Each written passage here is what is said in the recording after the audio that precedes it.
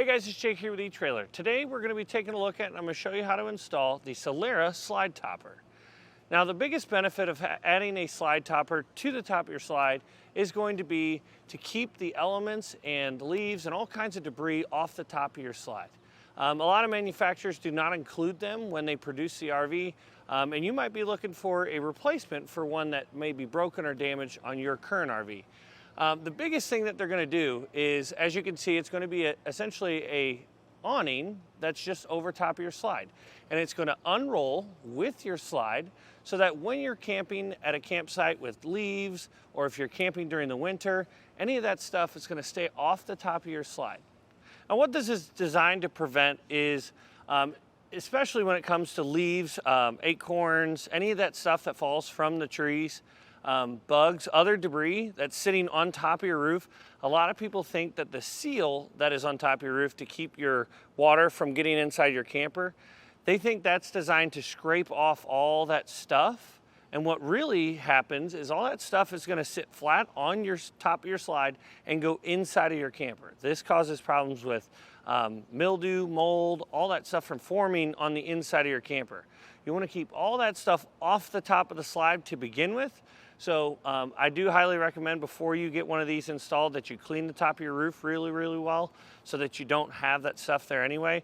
Our camper happens to be brand new, so that is already clean up there. Now I will say I have a slide topper on my slide on my fifth wheel, and there are times when the leaves get stuck to it and you will have to roll it back out when you get home and clean all that stuff off, but it's not nearly as bad as having to clean the top of your slide or having to clean the inside of your camper because all that stuff is inside of it now. And one of the biggest questions we get here at Etrailer is, how do I know what size slide topper do I need for my camper? Essentially all it is you need to measure from outside of flange to the outside of flange, and that is going to be the size fabric that you're going to need.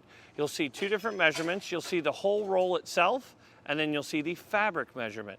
You want to go with the fabric measurement for this because you want the slide topper, as you can see up here, you want the slide topper to go well over your slide, and this is a pretty good measurement to determine that you're going to have enough overhang.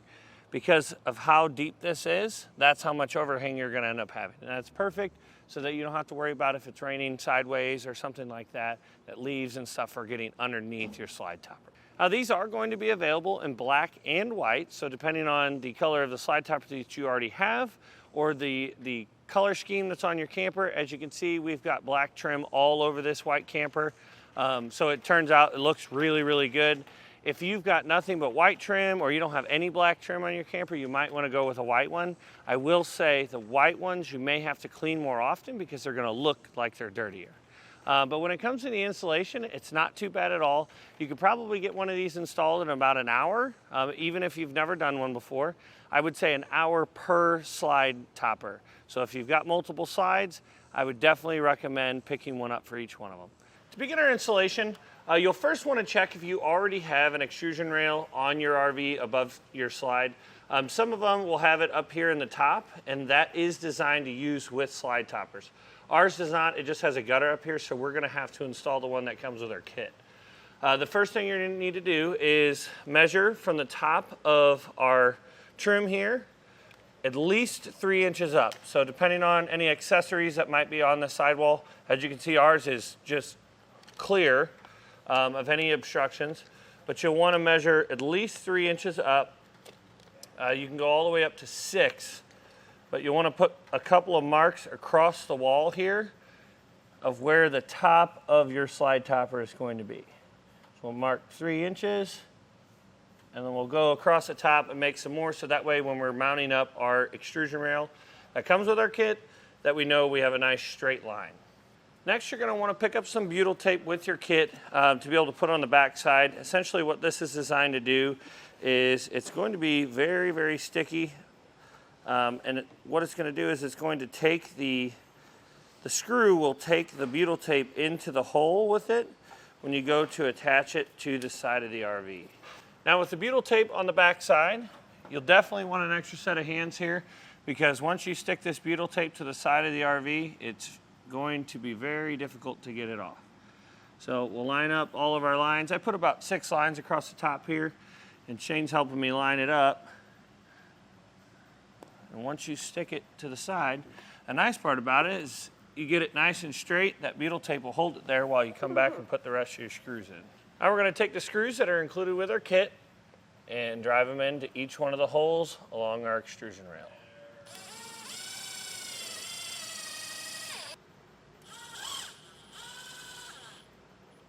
Next step in our process is we're going to take our brackets that we'll be mounting to the side of our slide.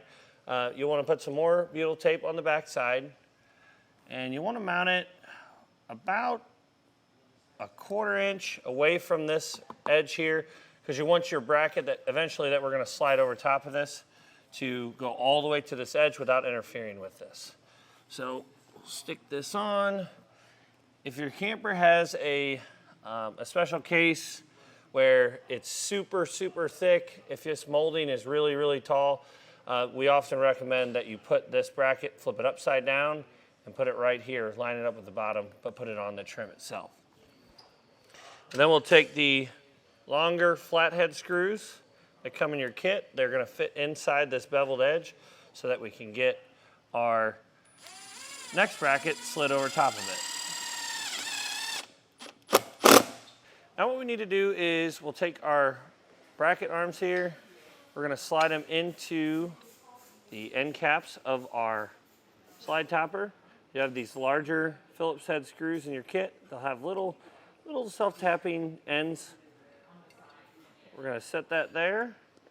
And then you want to take a very large Phillips bit and drive it into place.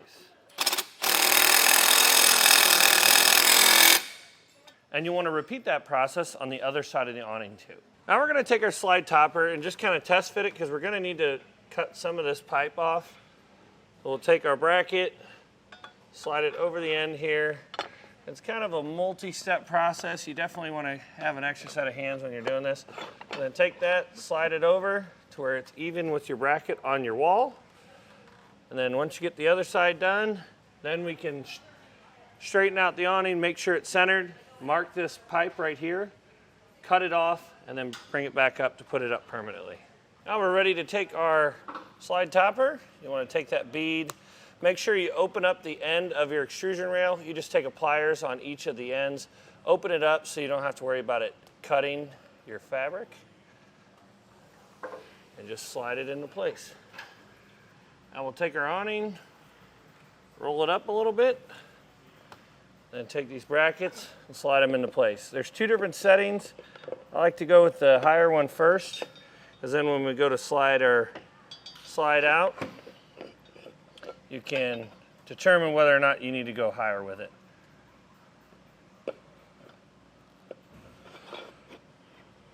Now for this next step, we're going to be putting a self-tapping screw through the pre-drilled hole in our bracket, and then through this tube, basically just to hold our unit in place. They give you a self-tapper in the kit. It is long enough to go through it. The problem is by the time you get the self-tapper through the first tube, on the back side, there's no more cutting ability for it. So we're going to drill a small pilot hole straight through so that we can run the self-tapper through. Now we'll take that self-tapper and run it into place. Now we're going to have these set screws we're going to have to put in with an 1/8 inch Allen head key. You want to put them in whichever side you decided to use. If you have it in the higher setting, you'll want to use the 2 lower holes. If you have it in the lower setting, you'll use the 2 upper holes. You just run those in until they touch. Now, last couple things we need to do is we need to put our decorative caps over top of these screw holes. Just helps make it look a little nicer. And then there's going to be a pin in the end of this. It's going to be in a loop shape.